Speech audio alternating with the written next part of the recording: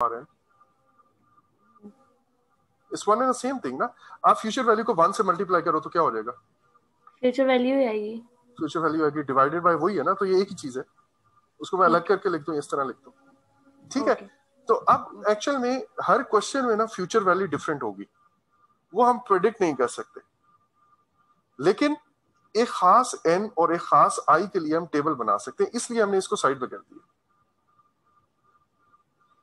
ठीक है। अच्छा, अब जब ये हमने करा तो मेरे पास क्या हुआ, मेरे पास एक मुझे इसका एडवांटेज हुआ, और एडवांटेज ये हुआ कि मैं एक टेबल बना सकता हूँ।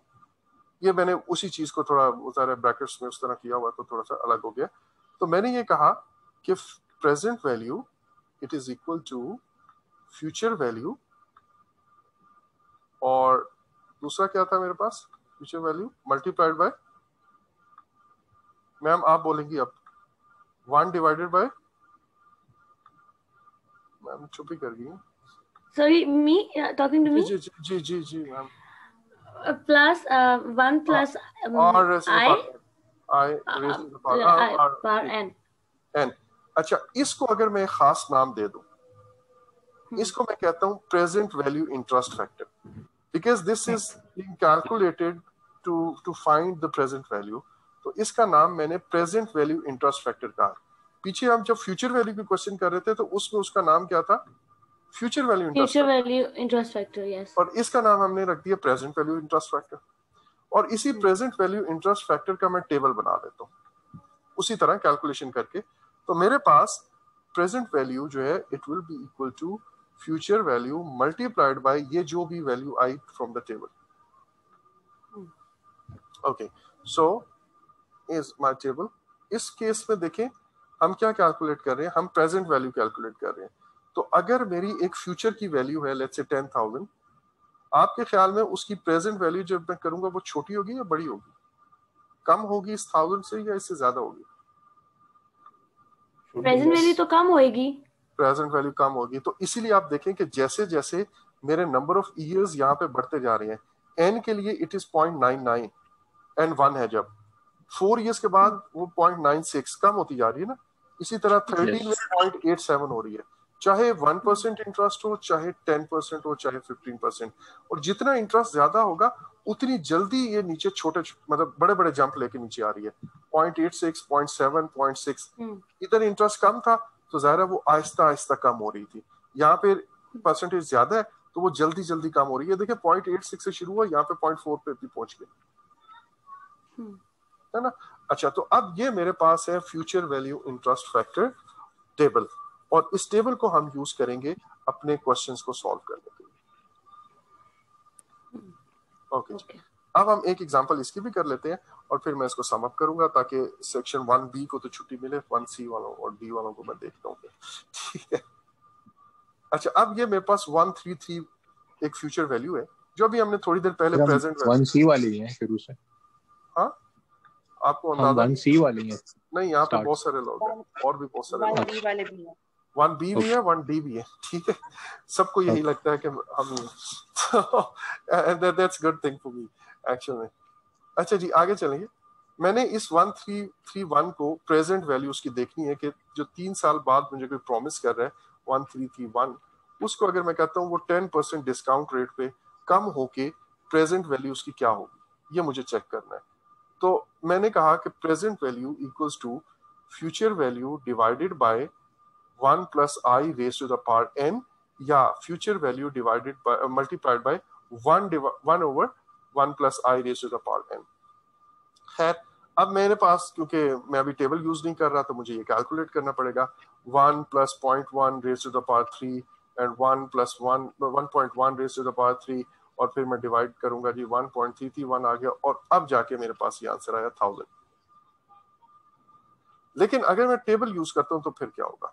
टेबल के लिए हमने कहा कि यार सीधी सीधी जो आपकी फ्यूचर वैल्यू गिवन है, जो कि हमारे केस में 1331 गिवन है, इसके लिए टेबल में जाके आप 10% एंड 3 ईयर्स पे देख लो, एन को 3 के सामने देख लें एंड आई या इंटरेस्ट रेट को 10% पे देख लें।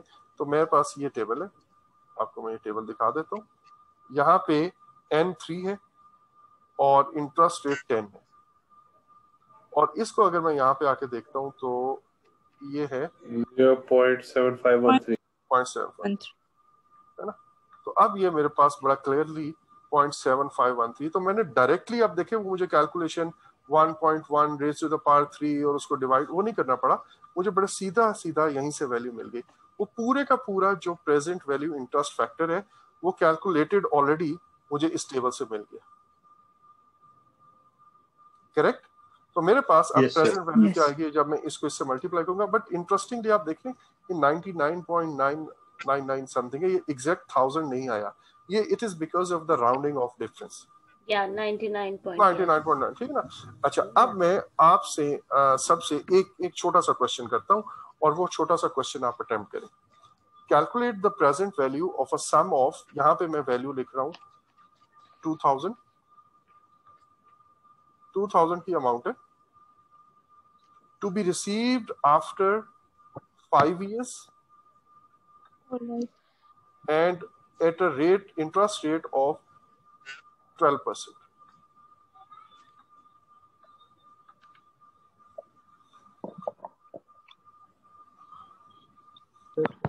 ये 5 years है और ये 2000 है future value and 12% interest rate.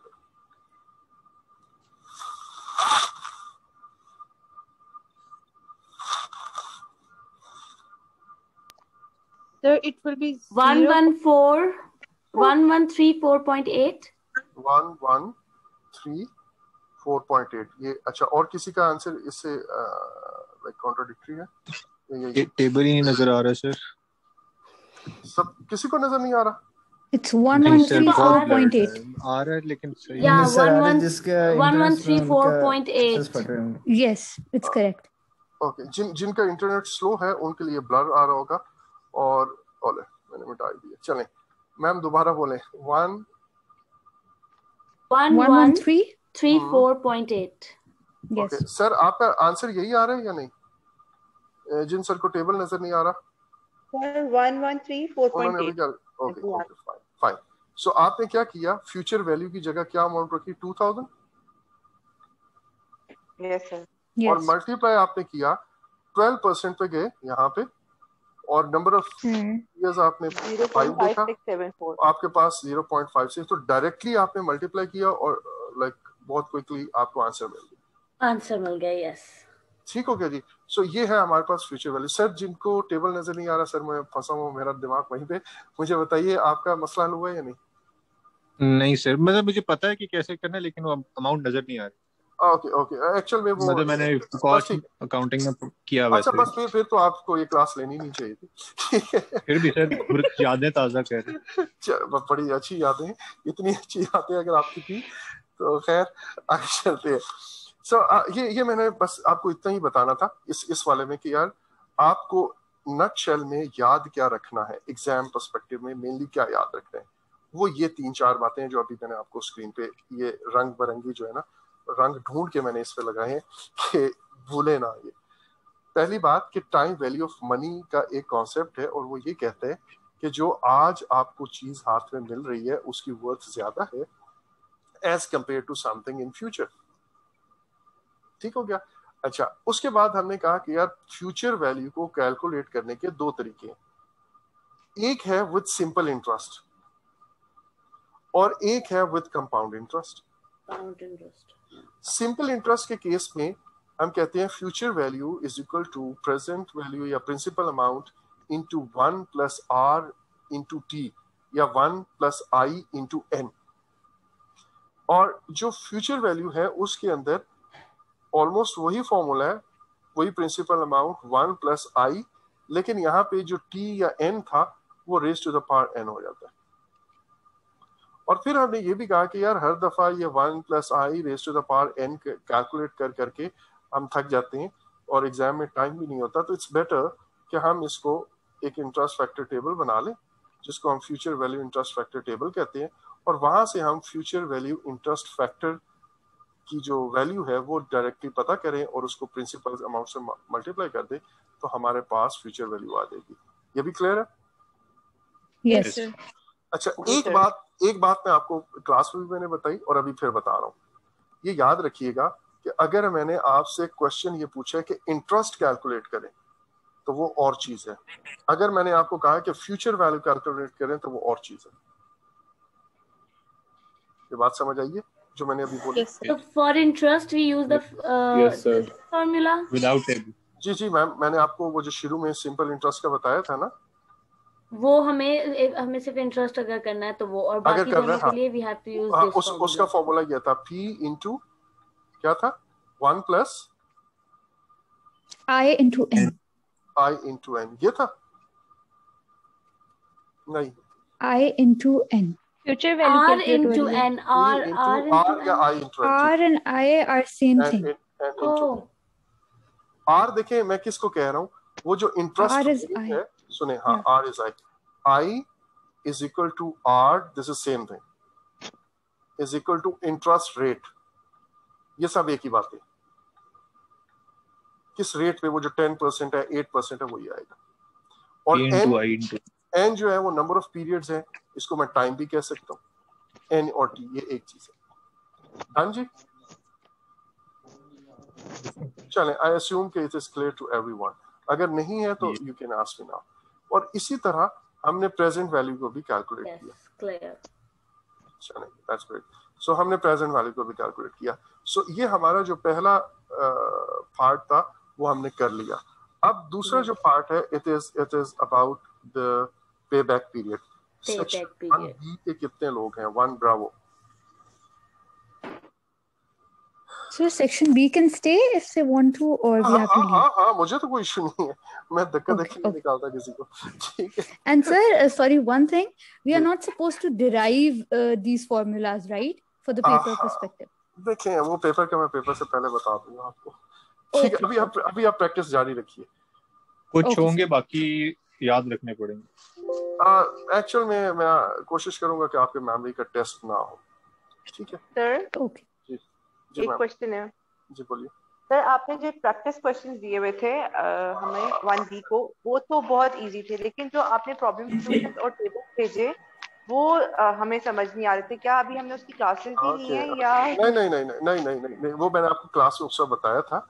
Actual उस वक्त थोड़ा गनूदगी का आलम होता है सब में, तो वो आपको याद नहीं रहता, मैं आपको बता देता हूँ। उससे मैंने आपको, लेकिन वो 4 टेबल्स हैं, वो 4 टेबल्स हैं और अच्छा, सारी सुनिए, उसमें से 2 टेबल्स आपकी काम के नहीं हैं, उन टेबल्स की हेडिंग्स पढ़िएगा, ठीक है। एक जगह परपेचुइटी लिखा होगा, वो काइंडली इसको म्यूट रखिएगा अपने उसको, okay। वो जो जिसमें कुछ इस की बात लिखी हो ना, 1 plus I raise to the power n, या यहाँ पे कुछ भी हो सकता है, k हो सकता है, t हो सकता है, कोई भी वैल्यू, आपने वो वाला टेबल यूज करना। 1 डिवाइडेड बाय, एक में होगा 1 plus I raise to the power n और समथिंग, और एक में होगा 1 डिवाइडेड बाय 1 प्लस आई, तो आपने सिर्फ वो 2 टेबल यूज करना, बाकी 2 टेबल एक्स्ट्रा हैं, वो एग्जाम में मैं आपको कंफ्यूज करने के लिए दूंगा, ठीक है। उसमें से मैं 2 ही दूंगा, दोनों में से आपने खुद एक करना है। वो एक्चुअल में फाइल पूरी एज इट इज मैंने आपसे शेयर कर दी है, वो पीडीएफ फाइल थी, तो उसमें 4 टेबल थे, लेकिन हमारे कोर्स के अंदर वो सारी चीजें नहीं। Okay, anyways, sir problem solutions में एक थर्ड क्वेश्चन है जिसपे इंटरेस्ट और on interest is earned in an account. Sir वो क्वेश्चन तो मुझे बिल्कुल भी समझ नहीं आया, क्योंकि ये क्लास में आपने ये कॉन्सेप्ट नहीं कराया था। छोड़ दे, बिल्कुल छोड़। तो पेपर में क्या करेंगे? छोड़ देना, मैं नहीं दूंगा बिल्कुल। आप लोगों से ऐसा कुछ नहीं होगा कि पेपर, मैं आपसे जो भी पेपर के अंदर कुछ चीज हिडन आएगी ना, तो वो कुछ और अंदाज से आएगी, इस तरह नहीं आएगी, ठीक है। जो मैंने आपको काम करवा उससे बाहर मैं नहीं जाऊंगा, रिमेम्बर। अच्छा, आगे अब मेरी एक और बात सुनिएगा, वन लास्ट थिंग थी, वो क्या थी, आपने अभी मुझे क्या कहा, टेबल में आएगा, पेपर में आएगा, क्या बात थी, ले वो मिस कर गया, इंटरेस्ट फैक्टर टेबल, ये टेबल, ओके, बहरहाल अभी याद आती है तो फिर मैं कर दूंगा। आगे चलते हैं। अच्छा, दूसरा टॉपिक है पे बैक पीरियड का। अभी 7 मिनट्स रह के इस सेशन में, मैं इस सेशन को यहीं पे टर्मिनेट करता हूँ, और आप काइंडली दोबारा ज्वाइन कर लें, ताकि उसके लिए हम एक ही उसमें कर लें। तो सर सेक्शन बी वाले भी पे बैक पीरियड वाली क्लास अटेंड करें? अगर करना चाहें तो ये सारी क्लासेस ऑप्शनल है, if you want चलिए to, वो हम फिर कर लेते हैं. So get an idea. So Friday को maybe चलें, you can respond better. It's up to you. Okay. ठीक हो गया. Okay, so let's resume this session.